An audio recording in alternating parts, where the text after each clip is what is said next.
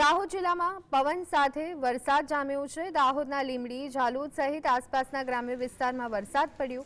ભારે વરસાદથી નીચાણવાળા વિસ્તારમાં પાણી ભરાયા હતા। ગરમીથી ત્રાહિમામ પોકારી રહેલા લોકોને વરસાદ પડતા વાતાવરણમાં ઠંડક પ્રસરી હતી। દાહોદ જિલ્લામાં એકવાર ફરી વાતાવરણમાં પલટો જોવા મળ્યો હતો।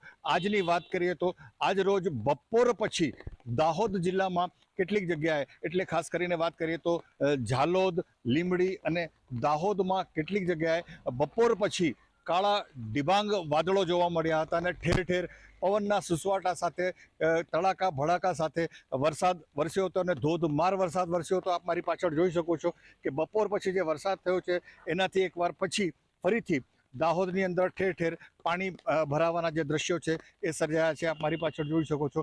પરંતુ આ જે વરસાદ વરસી છે આ આખા દિવસ દરમિયાન જે ઉકળાટ હતો વાતાવરણની અંદર, લોકો ગરમીથી ત્રાહિમામ પોકારી ચૂક્યા હતા, તો લોકોને આ વરસાદ વરસ્યા પછીથી ઠંડક મળી છે, લોકોને રાહત થઈ છે એવું કહી શકાય।